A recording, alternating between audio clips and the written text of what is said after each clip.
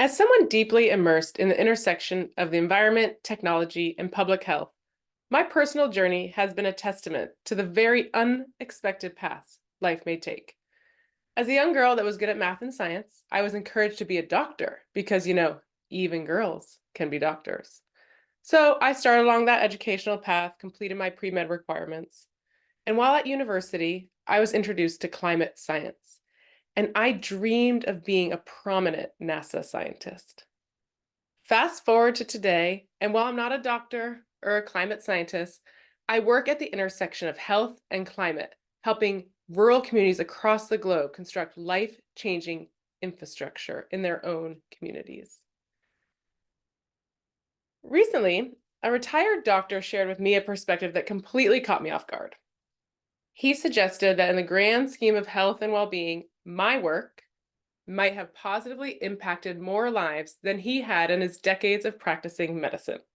How about that? Maybe I chose the right career path after all. I'll let you all decide for yourselves once you've heard the rest of my talk. Either way, that perspective has been swirling around my mind. It feels impossible that it's true. He's literally a doctor, and I hear he's actually a pretty good one. It was a humbling moment that made me appreciate the intricate links between public health, education, and the fundamental services that underpin resilient societies. This realization resonates deeply with my work at Green Empowerment as we experience the interconnectedness of energy, access, water availability, girls' education, and climate change. At the center of this global narrative lies a fundamental truth. Educating girls is not just an investment in individuals, it's an investment in the collective resilience and prosperity of our world. So, you might feel like I made a bit of a leap there, eh? Well, I'm not making this up.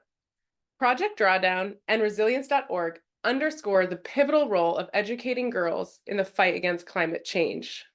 If you're not familiar, Project Drawdown identified the top 100 activities that would most dramatically reduce greenhouse gas emissions. And at number 6 was educating girls, something you rarely hear about in climate discussions. Using the analysis from Project Drawdown, Resilience.org asserts that educating girls surpasses the combined impact of EVs, solar, and wind energy combined. According to the data from UNESCO used in the evaluation, educating girls could result in a massive reduction in emissions of over 50 gigatons of greenhouse gas emissions by 2050. I dove into some of the analysis, and it is mostly based on the fact that women who have educational opportunities have fewer children, have them later in life, and have healthier children.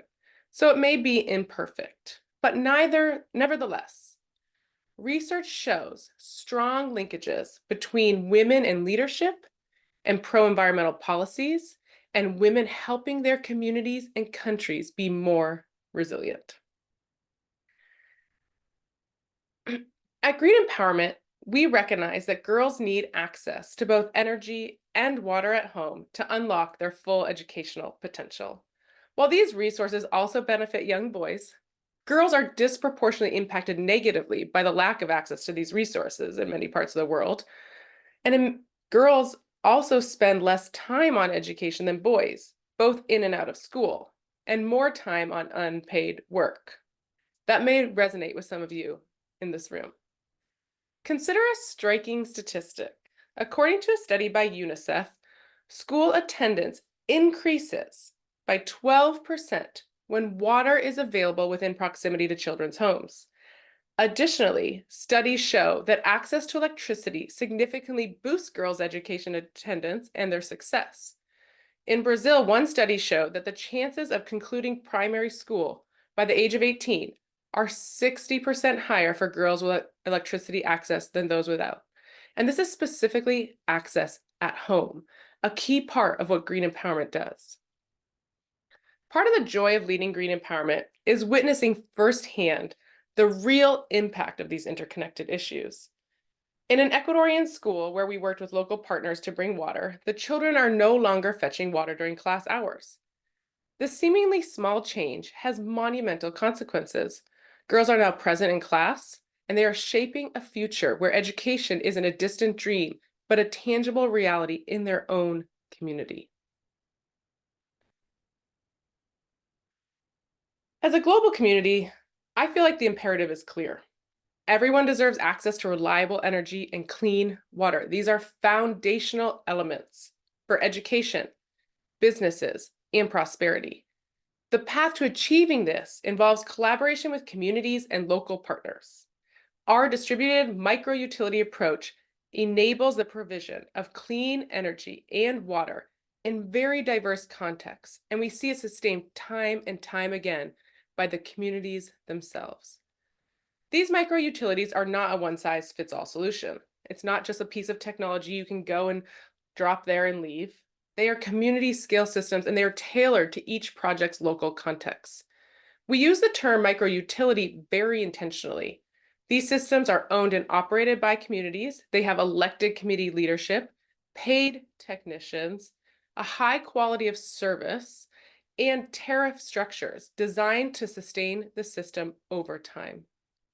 In our 26 plus years of experience across Latin America and Southeast Asia, we've witnessed the impact of these systems and have more recently been invited to extend the transformational work with local organizations in Africa. The transformation we seek is profound. In essence, if education and health are key drivers of climate action, and energy and water are critical infrastructure for enabling education and health, then investing in these distributed infrastructure solutions becomes imperative for global communities. I have the pleasure to work with many amazing women across the globe that are representative of this transformational impact, and they're using their opportunities to prove their communities and their countries. One of these women is Olivia Nanfuka, who would probably be incredibly embarrassed that I'm talking about her in front of all of you today. She's an energy engineer from Uganda who works with us to support our renewable energy and water programs in Uganda, across Africa, and beyond. Her personal story is incredibly powerful. She was supported by a women's STEM program that provided scholarships for her to have educational opportunities beyond high school. Clearly, she was already excelling in high school to get these opportunities, but this program is what launched her to the next level. She finished an engineering degree in her home country of Uganda, and then a master's degree in energy engineering in Algeria. In addition to her work with us at Green Empowerment, Olivia volunteers her time as the East Africa Regional Coordinator for Women in Renewable Energy to help pay it forward. Olivia's dedication to advancing renewable energy and access to education for girls is an amazing example of how educating girls can improve our global fight against climate change and also our resiliency to the impacts. A 2017 Brookings Institute study suggests that for every additional year of schooling a girl receives on average, her country's resilience to climate disasters can be expected to improve by 3.2 points. You'd have to dive in a little bit to understand the points, but needless to say, it improves. And the impact goes beyond the immediate. It extends to shaping communities, fostering female leadership, and creating a ripple effect of positive change. So now, more than ever, we should all feel a personal call to action. We're not merely advocating for change. We are part of a movement that envisions a world where education, energy, and water are not luxuries, but universal rights. Consider how your unique skills, your networks, or your resources can contribute. Reflect on the power of small deeds, whether it's volunteering, mentoring, donating, or spreading awareness. Each action contributes to a wave of positive transformational change. Together, we can contribute to weave a tapestry where the empowerment of one girl, the provision of energy and water, and the fight against climate change are mutually beneficial to transforming our tomorrow. I am so sorry I'm not with you in person. Combination of COVID and 6 to 9 inches of snow and ice have left me stranded in Oregon. But with you in the audience today is the Vice Chair of the Green Empowerment Board of Directors, Adrienne Pierce. So Adrienne, if you want to give a wave, she could be there to answer any questions, and would love to connect with many of you following this. Have a lovely rest of your day.